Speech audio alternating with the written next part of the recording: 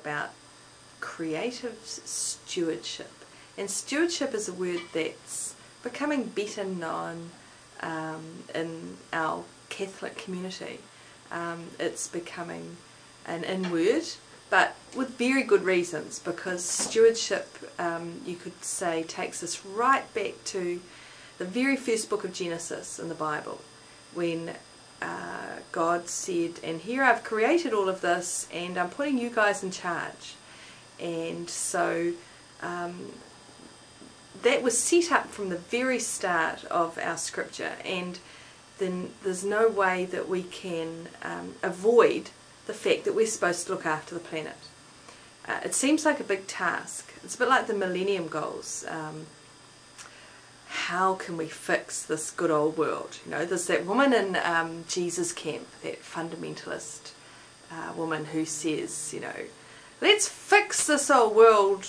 You know, Lord, come down and fix the world. And if you're not going to get down here, we're going to create an army that'll do it for you. I don't really think we need to create an army. But what we need is a team of dedicated people. And I think it has to be all of us. And we need to find ways to embrace stewardship in order to protect our planet. And yeah, like I said, that seems like a big ask. Oh my gosh, I can't stop global warming, and I don't know if my fridge uses CFCs, and all those difficult questions. But it could come down to something very simple, like, you know, do you turn off your water while you're brushing your teeth? It's 5 litres down the drain if you don't. Do you, it sounds a bit icky, but do you have to flush every time? You know, there's a whole lot of things that we should be thinking about. Maybe we shouldn't be using Glad wrap. Are you using disposable nappies? What do you do with all those water bottles? These are questions that every person needs to ask themselves. And I was just in New World in town, and it has these narrow aisles that are packed with food, just packed with food, and I come out feeling frightened about consumerism and packaging and wastage, and so this morning I responded to a notice that was on the door of our main block at school that said, come and clean up the beach at 11 o'clock at Evans Bay. So my daughter and I went down there, and there was a lovely little group of Year 9 girls, and they'd contacted the council, and the council gave them bags and gloves and hand sanitizer, and away we went for 2 hours, and we picked up all the rubbish that had trapped in the rocks around Evans Bay. And it was so simple. It was so simple to organise and to do, and then we were able to leave the bags there, and the council will come and pick them up, and it didn't hurt. It didn't hurt to say, I'm going to go out and fix this old world just in this corner of my planet. So there's this, if you think it seems insurmountable to be doing something to help the planet, it isn't.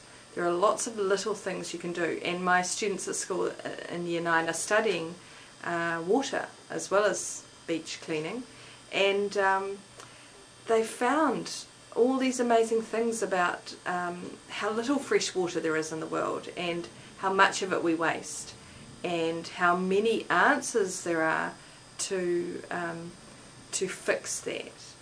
And so when you look at it in terms of a family, then you have to think, well, what can we do as a family? Let's have a plan, okay? Hopefully you've got a plan for when there's an earthquake, and that's very real for everyone at the moment. But hopefully you have a plan for a fire. You have a plan for, these days, a tsunami. You need a plan for protecting our little corner of the world in your garden as well. Are you going to save water? Are you going to use lunch wrap instead of Glad wrap for plastic?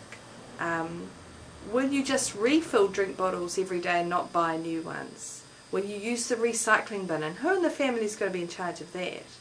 Who's going to gather up those newspapers every day and put them in a separate bag and put them out in the recycling bin? Who's going to recycle some compost and put it in their garden? And if everyone had a little job to do, who's going to monitor that tap going on when everyone's cleaning their teeth and say, have you turned that tap on between brushing?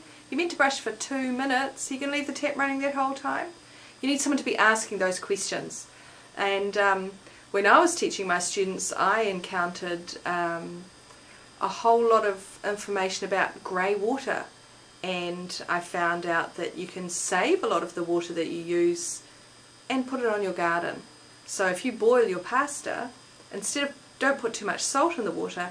When you drain the pasta, you could save that water and use it for your garden, and there's even a few nutrients in there for it. You can use some of your basin water. It all depends what kind of chemical is used and things like that. But there are lots of things you can do. We owe it to God to protect our planet, to save it. And even if we're saving it one garden at a time, then we're doing a good job. And so make a plan. Ask your family, what are we going to do? And who's going to be in charge of it? And buy badges if you want, and appoint some ministers of recycling, but make it work for your family. And if that works, then it can emanate out into your community too. And let's look after this world.